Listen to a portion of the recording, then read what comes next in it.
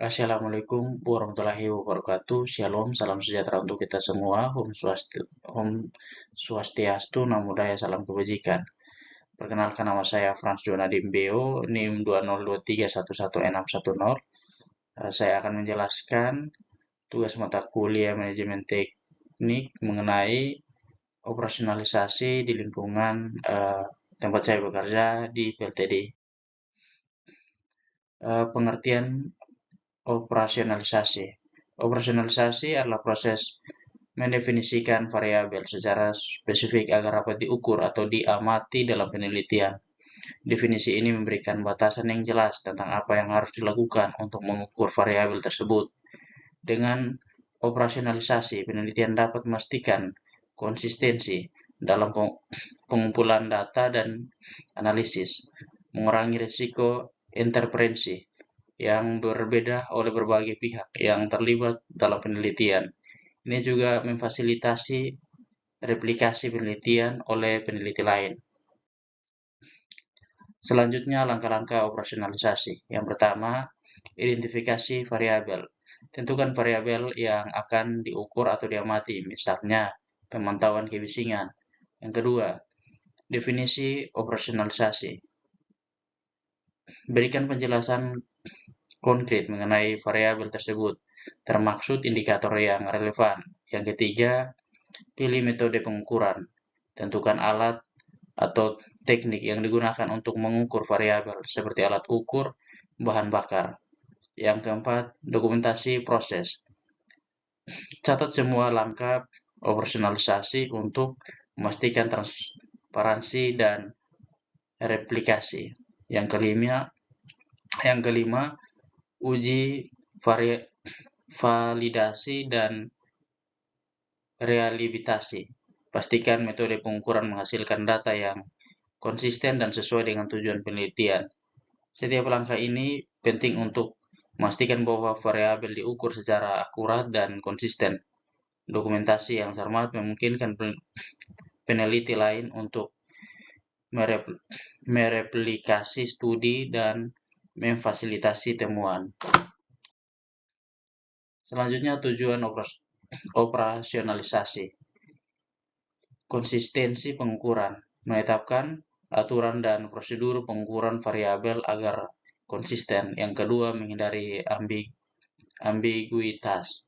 Menghindari ambiguitas dalam definisi variabel sehingga dapat dipahami dengan jelas oleh semua pihak. Selanjutnya, efisiensi data. Membuat pengumpulan data lebih fokus dan efisien. Selanjutnya, memandu pengumpulan data. Memandu jenis data yang perlu dikumpulkan untuk menjadi pertanyaan penelitian atau menguji hipotesis. Tujuan-tujuan ini secara kolektif memastikan bahwa penelitian dilakukan dengan rigor dan hasilnya dapat dipercaya dan diandalkan. Dengan mencapai tujuan ini, penelitian dapat memberikan kontribusi yang berarti bagi pengetahuan. Studi kasus, komplain kebisingan dari masyarakat di sekitar PLTD Gorobilas. Yang pertama, regulasi lingkungan. Regulasi lingkungan menetapkan batas maksimal kebisingan untuk zona pemukiman sebesar 55 desibel. Penelitian menunjukkan bahwa tingkat kebisingan di sekitar PLTD melebihi ambang batas ini. Dampak pada masyarakat. Yang pertama, gangguan komunikasi. Yang kedua, nyeri kepala. Yang ketiga, gangguan tidur. Yang keempat, stres dan gangguan pendengaran. Selanjutnya, hasil pengukuran. Pengukuran di sekitar PLTD menunjukkan tingkat kebisingan mencapai 78 desibel, jauh di atas batas yang diperbolehkan. Hal ini memicu keluhan masyarakat terkait kenyamanan dan kesehatan. Selanjutnya, respon cepat PLN, tindakan mitigasi kebisingan. Yang pertama, memasang peredam suara. Peredam suara dipasang di ruangan mesin untuk mengurangi tingkat kebisingan. Material peredam suara dan penguatan struktur bangunan digunakan untuk meminimalkan transmisi suara. Berikut adalah gambar peredam suara, itu di bagian pojok kiri. Selanjutnya, yang kedua, penguatan barrier. Dinding atau barrier tambahan bangun di sekitar area mesin untuk menghalangi suara mencapai pemukiman. Material seperti asbes dan beton digunakan.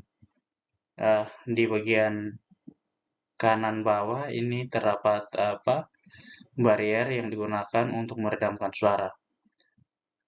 Kita bisa lihat di sini ada grafik. Ini merupakan pemantauan setiap semesternya di PLTD Golobilas. Nah, di sini sebelum dibangun PLTD sewa Golobilas ini pengukurannya masih sesuai dengan standar di bawah 80. Nah, tetapi kemudian setelah adanya PLTD Golobilas, kebisingannya mencapai 92,6, sehingga sudah melewati ambang batas yang ditetapkan oleh pemerintah.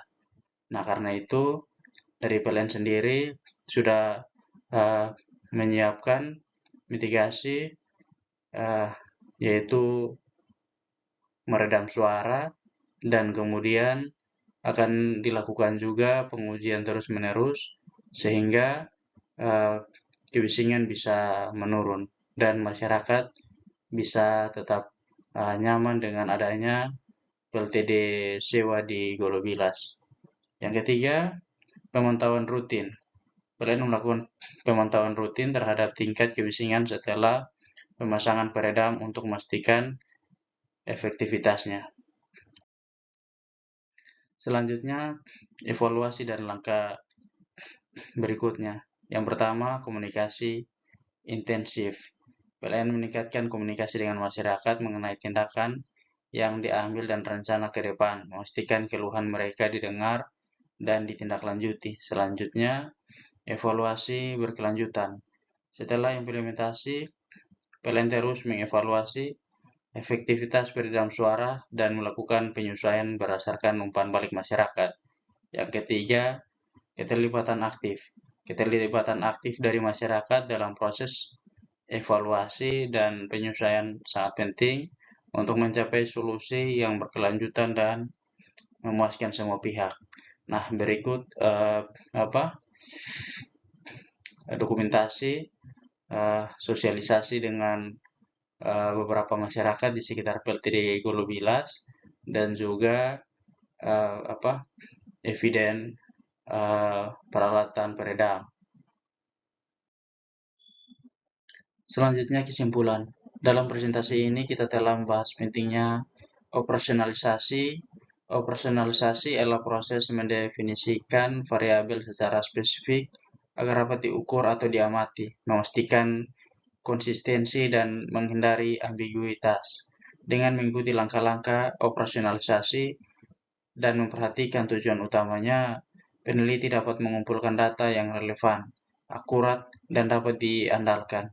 Studi kasus pemantauan kebisingan menunjukkan bagaimana operasionalisasi dapat diterapkan dalam konteks nyata untuk menghasilkan informasi yang berguna. Demikian yang dapat saya sampaikan. Terima kasih.